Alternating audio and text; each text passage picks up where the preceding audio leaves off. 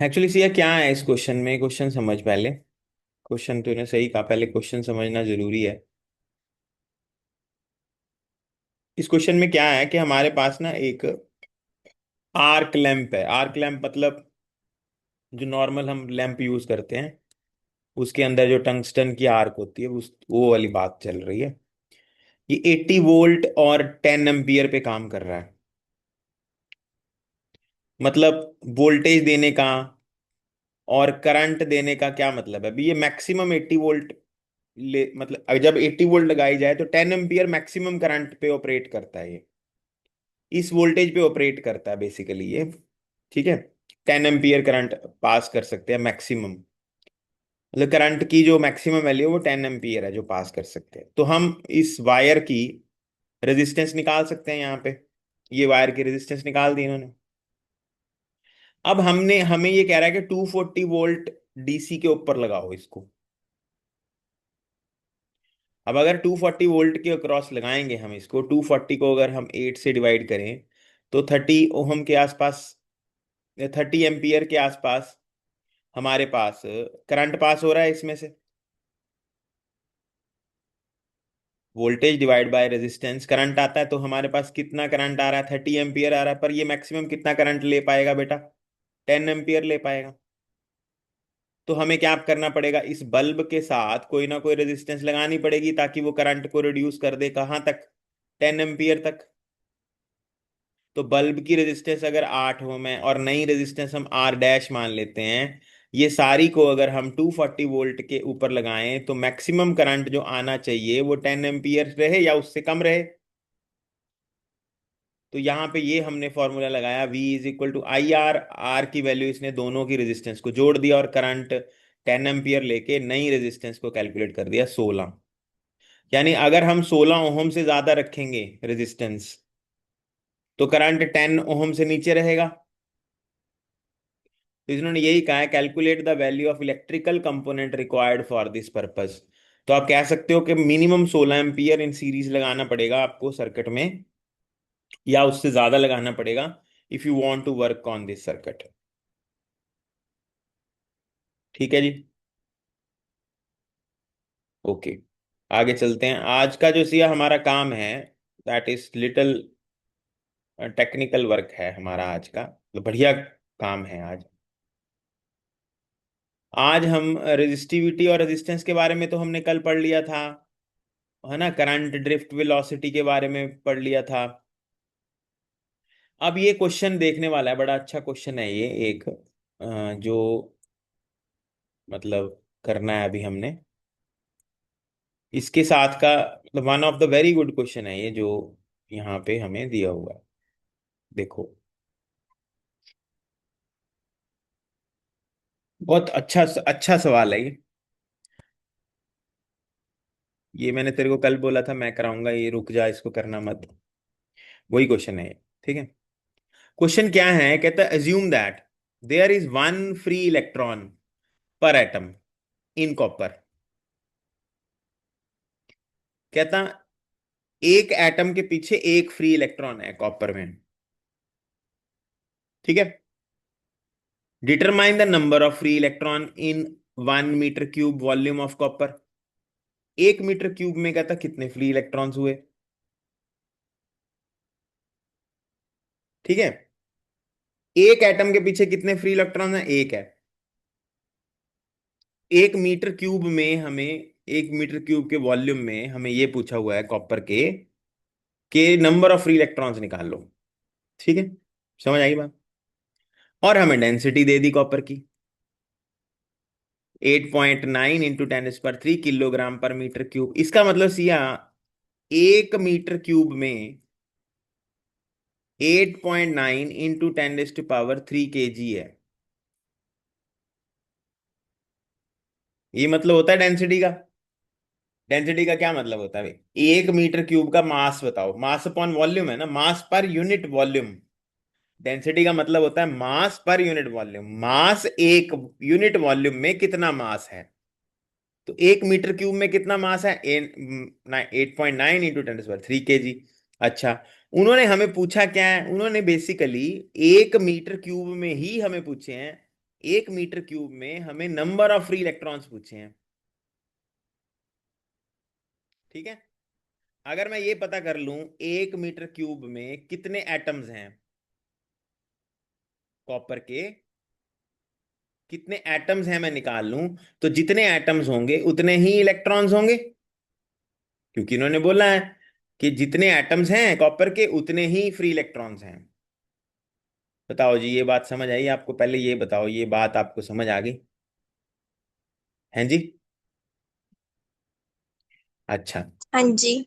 अब फिर से बात आती है, बात यह आती है कि 6.023 इंटू 10⁻26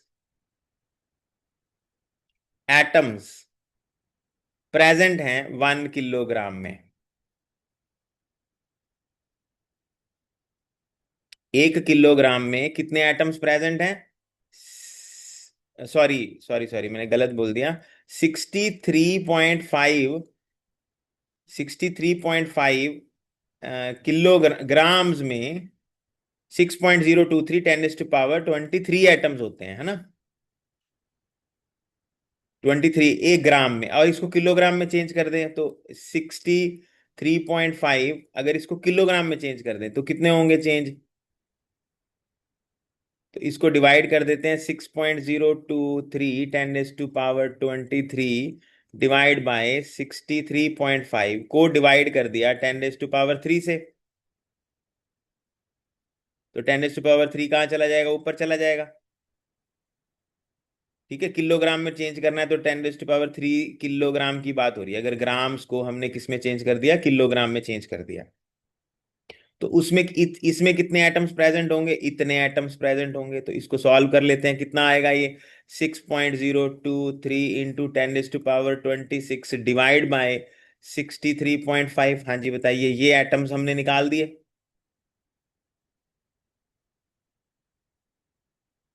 ठीक है, ये एटम्स कितने किलोग्राम में प्रेजेंट है?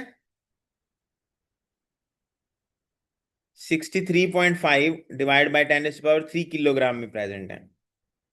हम्म, सही है। और हमने कितने किलोग्राम में निकालने हैं? मतलब बेसिकली 1 किलोग्राम में हमने ये निकाल लिया। बेसिकली 1 किलोग्राम में इतने एटम्स प्रेजेंट है, कहने का मतलब डिवाइड करके 1 किलोग्राम में निकाले ना हमने ये एटम्स। दोबारा समझ ले, एक बारी फिर से समझ ले। 6.023 10⁻23 एटम्स प्रेजेंट हैं 63.5 ग्राम में। मैंने उसको किलोग्राम में चेंज कर दिया, या मैं ऐसे कह सकता हूँ 63.5 डिवाइड बाई 10⁻3 किलोग्राम में कितने एटम्स प्रेजेंट हैं? 6.023 10⁻23 एटम्स। तो 1 किलोग्राम में कितने प्रेजेंट होंगे? मैंने इस अमाउंट को पूरे से डिवाइड कर दिया, उसकी वैल्यू ये आ गई। तो ये मैंने 1 किलोग्राम में निकाल दिए number of atoms.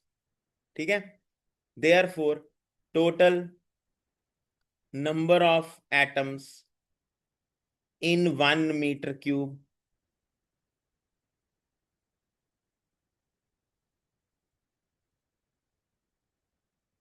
In 1 metre cube. अब 1 मीटर क्यूब का, 1 मीटर क्यूब का वेट मास कितना है? इतना मास है। इसको मल्टीप्लाई कर दूंगा इस पूरे अमाउंट से। ठीक है, यानी 8.9 इंटू 10⁻³ को मल्टीप्लाई कर दिया 6.023 10⁻26 डिवाइड बाय 63.5। हाँ जी बताइए, आपको ये बात समझ आई? ठीक है, इसको, इसका आंसर सॉल्व करेगी 8.4 इंटू 10⁻28 एटम्स आ जाएंगे। ये क्वेश्चन यार 2-3 बार करना, ये गलत हो जाता है क्वेश्चन। ठीक है, क्योंकि इन्होंने इन्होंने सीधे तरीके से नहीं बताया कि हमने 1 मीटर क्यूब में पूछा हुआ डेंसिटी दे रखी है हमें, और इसमें कहानी किलोग्राम के साथ चलती है, हम ग्राम्स के साथ चलते हैं कभी भी बात करते हैं, तो कि ग्राम्स को किलोग्राम में चेंज करना पड़ेगा आपको। ठीक है, तो ये बहुत अच्छा सवाल है, ये फंस जाता है, सवाल होता नहीं है ये। मेरे को अब भी पूरा यकीन है ये तू गलत कर सकती है। ओके, तो इसको बेटा ध्यान से करना, ये मुश्किल, ये सवाल इतना सीधा नहीं है। मतलब हमें डेंसिटी दी हुई है, डेंसिटी का मतलब पहले समझ आना चाहिए कि 1 मीटर क्यूब का मास, 1 मीटर क्यूब का जो मास है, यानी 8.9 इंटू 10⁻³ किलोग्राम में अगर हमने एटम्स निकाल लिए कितने हैं, वो डेंसिटी, वो 1 मीटर क्यूब में उतने ही एटम्स हैं, हम कहने का मतलब ये है। ओके, चलो आगे चलते हैं। एक और क्वेश्चन बताता हूँ, इसके जैसा ही है। ये तो तू कर लेगी, ये हो जाएगा। हाँ, अब ये देखो, ये वाला क्वेश्चन देखते हैं। ये बहुत ही अलग क्वेश्चन है, इसको मैं तुझे दिखाता हूँ। ये क्वेश्चन ना तू, मतलब जैसे तुझे दिया है ना सिया, ये क्वेश्चन मैं बच्चों को ये बोलता हूँ, भाई इस क्वेश्चन को तो याद ही कर लो तुम। ठीक है, क्योंकि ये सॉल्व करना भी ना, पेपर में ये सॉल्व करना भी मुश्किल है मतलब इतनी कैलकुलेशन है इसके अंदर कि इसको सॉल्व करना भी मुश्किल है सिया, इतना सुन ले। ये सवाल ऐसा है एनसीईआरटी का। चलो करते हैं। इक्वल एंटीट्यूड एडवांस, एडवांस तो नहीं कहेंगे, मतलब मेंस का क्वेश्चन है, अच्छा क्वेश्चन है ये। ठीक है चलो पढ़ते हैं, एडवांस का भी कह सकते हो, इसको मॉडिफाई करके आ सकता है क्वेश्चन। चलो, estimate the average drift speed पूछी है इन्होंने। एवरेज ड्रिफ्ट स्पीड मतलब वीडी पूछी है, of conduction electron in copper wire of cross sectional area दिया है, करंट दिया है। ठीक है, अब करंट और ड्रिफ्ट वेलोसिटी का रिलेशन क्या होता है, NE/AVD, याद है? क्या क्या दिया हुआ है हमें, हमें एरिया दिया हुआ है, एरिया कितना है, 1 × 10⁻⁻⁷मीटर क्यूब एरिया दिया हुआ है। करंट हमें दिया हुआ है 1.5 एम्पियर करंट दिया हुआ है। एज्यूम दैट, फिर से वही बात बोलिए, ईच कॉपर एटम कॉन्ट्रीब्यूट्स रफली 1 कंडक्शन इलेक्ट्रॉन। फिर वही बात, एक कॉपर एटम कहता 1 इलेक्ट्रॉन देता है, और डेंसिटी ऑफ कॉपर दे दी हमें फिर से, एंड एटॉमिक मास दे दिया कॉपर का वही 63.5। तो हम क्या कहेंगे फिर, हमें एन निकालना है सिया, सबसे पहले N. What is N? N is number of electrons per unit volume. ये हमने जो ऊपर निकाला था, ये भी तो number of electron per unit volume ही निकाला है। ठीक है ना, यानी इन्होंने देखो कितने अच्छे हैं किताब वाले, इन्होंने पहले एक क्वेश्चन बना दिया बिल्कुल वैसा, और फिर वही चीज आगे पूछ ली ताकि बच्चे ये वाली कैलकुलेशन आराम से कर सकें। यही कैलकुलेशन करनी है, मतलब ये जो यही आंसर आएगा, 8.4 n into 10⁻23 28 atoms, small n की वैल्यू है ये बेसिकली।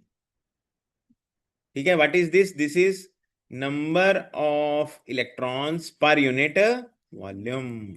ठीक है सिया, तो सारी बातें हमें इसमें मिल गई हैं। हो जाएगा क्वेश्चन ये। वीडी निकालना है, एन तुझे, तेरे पास, तूने निकाल लिया, ई तेरे पास है, ए तेरे पास है, डिवाइड करके आंसर आ जाएगा। ओके, अब क्वेश्चन आगे देख क्या है। कह रहा है कंपेयर द ड्रिफ्ट स्पीड, जो कहता तुम ड्रिफ्ट ड्रिफ्ट स्पीड निकालोगे ना, उसको कंपेयर करो, कंपेयर मतलब रेशियो लो उसकी, obtained with thermal speed of copper atom. अब ये क्या है? अच्छा चलो यही बात खत्म हो जाती, और देख, speed of electron carrying the current.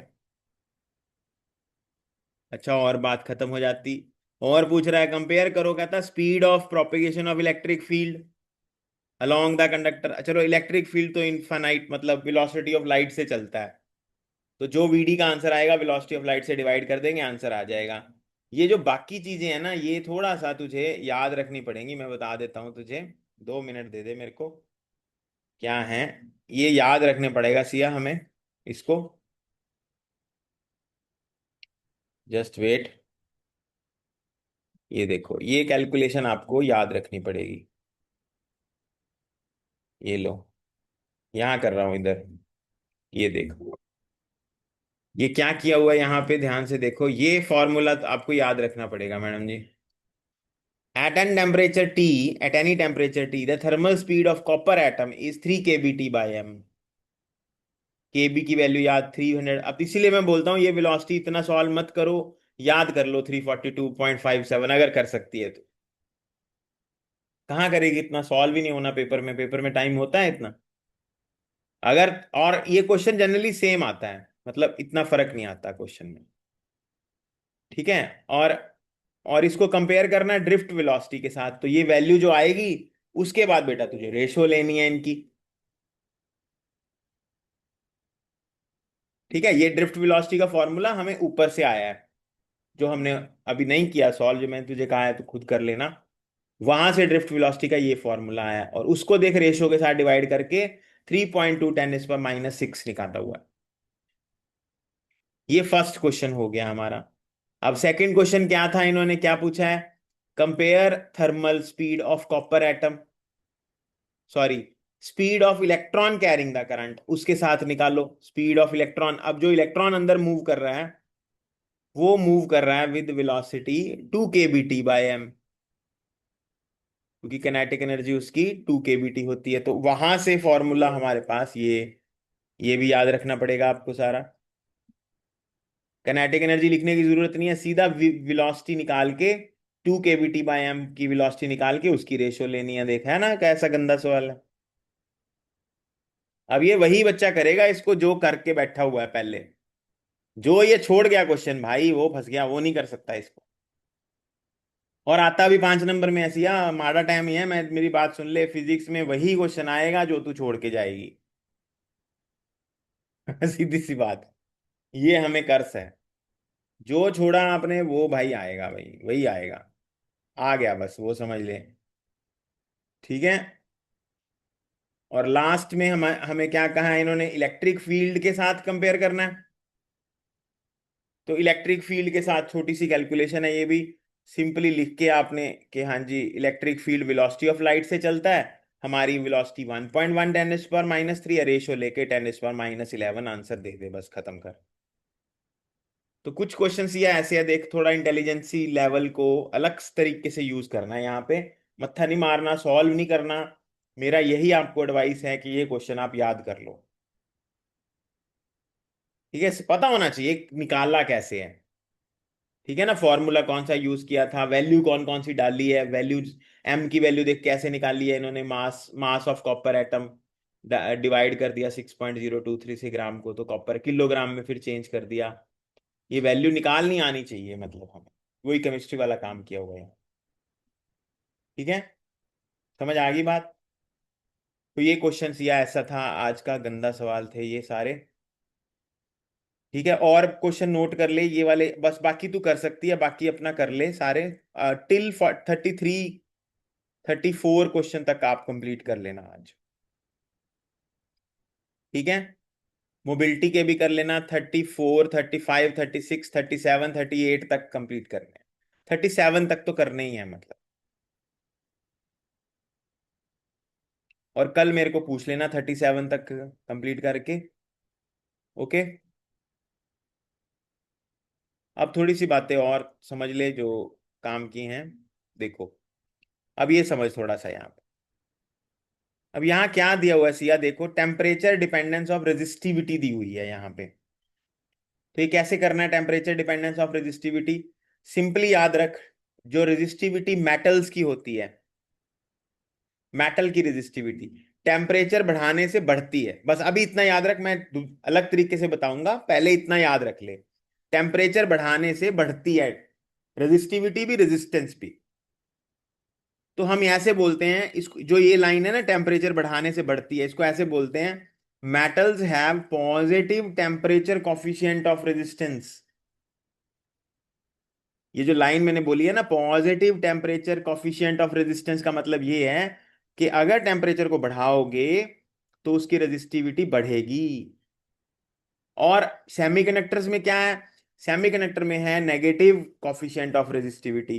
इसमें से याद देख तूने क्या करना है, सेमीकंडक्टर में, सेमीकंडक्टर में आपने ये बताना है कि अगर टेम्परेचर बढ़ाओगे तो रेजिस्टिविटी कम होगी। और ये एक फॉर्मूला है बेटा, ये याद कर लेना, बस ये वाला फॉर्मूला, बस ये फॉर्मूला याद करना, Eg/kBt। जब हम सेमीकंडक्टर पढ़ेंगे तब ये फॉर्मूला समझ आएगा, अभी नहीं आएगा।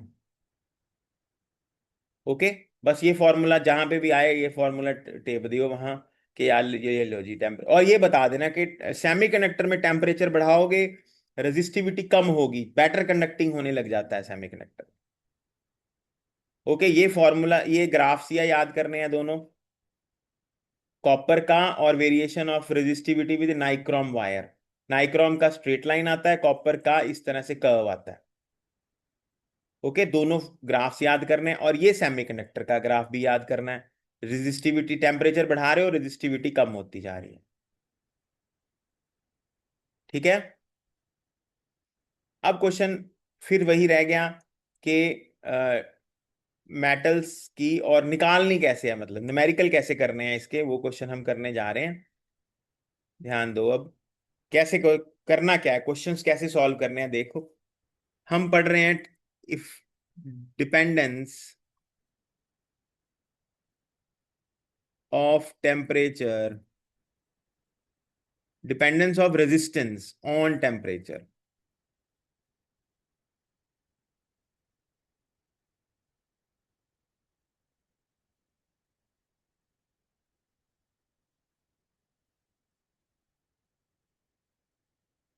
डिपेंडेंस ऑफ रेजिस्टेंस या रेजिस्टिविटी ऑन टेम्परेचर, टेम्परेचर पे क्या इफेक्ट पड़ता है। तो आपने ऐसे याद रखना है, जो रेजिस्टेंस है ना, ये इस फॉर्मूले से बढ़ेगी या कम करेगी, ये फॉर्मूला याद करना है। ठीक है। रेजिस्टेंस जो है इस फॉर्मूले के कॉरेस्पॉन्डिंग बढ़ेगी। और what is this alpha? Alpha is basically temperature coefficient of resistance. जो मैं अभी बोल रहा था, ये पॉजिटिव होता है, टेम्परेचर कॉफिशिएंट ऑफ रेजिस्टेंस। ये क्या बताता है हमें, टेम्परेचर कॉफिशिएंट ऑफ रेजिस्टेंस? ये ध्यान से सुनना। अल्फा के ना जो यूनिट होंगे ना सिया, वो डिग्री सेल्सियस इनवर्स होंगे। इसके यूनिट्स अगर आप निकालोगे, देखो कैसे निकाल सकते हो आप। R T is equal to R naught plus R naught alpha T लिख दिया, डेल्टा टी मतलब। तो R T minus R naught is equal to R naught alpha delta T. R T minus R naught को R naught से divide कर देंगे और delta T से डिवाइड कर देंगे, तो अल्फा आ जाएगा। अब R T minus R naught के यूनिट ओहम आएंगे, आर नॉट के यूनिट भी ओहम आएंगे, और टेम्परेचर के यूनिट क्या रहेंगे, सेल्सियस, डिग्री सेल्सियस रहेंगे। ओहम से ओहम कट गया, ये ऊपर जाएगा तो क्या बन जाएगा, डिग्री सेल्सियस इनवर्स। क्वेश्चन ये आता है सिया जी कि ये जो सिग्मा है, या सॉरी ये जो अल्फा है, ये बताता क्या है हमें। मान ले किसी मेटल का अल्फा 0.2 डिग्री सेल्सियस इनवर्स है। इसका मतलब ये है सिया कि मान ले 25 डिग्री सेल्सियस पे उस मेटल की रेजिस्टेंस है 50 ओहम।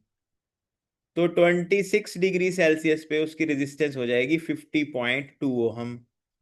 27 डिग्री सेल्सियस पे हो जाएगी 50.4 ओहम।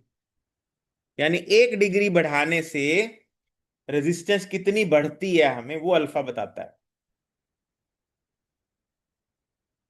ठीक है। अल्फा क्या बताता है? Alpha actually tells you about the value of resistance that will increase with 1 degree rise in temperature. Okay. अच्छा, सिमिलरली जैसे ये आर टी हमने रेजिस्टेंस के लिए निकाला है, ऐसे रेजिस्टिविटी के लिए भी निकालेंगे। R naught one plus alpha delta T. अब क्वेश्चन आता है ये क्या है, आर टी क्या है, आर नॉट क्या है, अल्फा क्या है, टी क्या है। ये सारी बातें मैं बताता हूं। देखो आर नॉट क्या है। R naught basically 0 degree Celsius पे रेजिस्टेंस है। आर नॉट 0 डिग्री सेल्सियस पे रेजिस्टेंस है, या हम किसी स्टार्टिंग वाले पॉइंट की रेजिस्टेंस लेके चल रहे हैं जहां से हमने कैलकुलेट करना शुरू किया। मान ले 25 डिग्री से शुरू किया तूने हीट करना, तो 25 डिग्री की रेजिस्टेंस को हम आर नॉट मान लेंगे। और जैसे जैसे बढ़ते जाएंगे, तो वो जो टेम्परेचर होगा वो टी हो जाएगा। मान ले T डिग्री सेल्सियस, वो टेम्परेचर हम T2 ले लेंगे। T2 माइनस T1 जो है वो डेल्टा टी है बेटा। ये जो डेल्टा टी आपको दिख रहा है, ये टेम्परेचर डिफरेंस है। और जो ये टेम्परेचर की रेजिस्टेंस है, जैसे जैसे आप टेम्परेचर बढ़ाते गए, T डिग्री सेल्सियस तक चले गए, वहां की जो रेजिस्टेंस है वो आर टी हो गई आपकी। अल्फा मैंने तुझे बता दिया क्या होता है। सिमिलरली ये रेजिस्टिविटी है, रेजिस्टिविटी यहाँ सॉरी आर नहीं है, रो नॉट है यहाँ पे, सॉरी मैंने गलत लिख दिया, रो नॉट। कुछ बच्चे पूछते हैं ये नॉट का क्या मतलब। नॉट तो पता होगा तुझे, जीरो को नॉट बोलते हैं। ओके ठीक है। बस ये इतना ही है सिया, आज न्यूमेरिकल्स और नहीं दे रहा मैं, पहले वो कर ले खत्म। ठीक है, कल तक सारे खत्म कर ले, आराम से कर रहे हैं हम जब, कोई दिक्कत नहीं है, आराम से करके। अब मैं कल क्या करूंगा सिया, जो तूने क्वेश्चंस कर लिए हैं उनमें से मैं कुछ पूछूंगा तुझसे कि ये कैसे किया, ये कैसे किया, इसकी कैसे वैल्यू आई। तो वो मैं पूछूंगा। कल कितने तक करने हैं खत्म?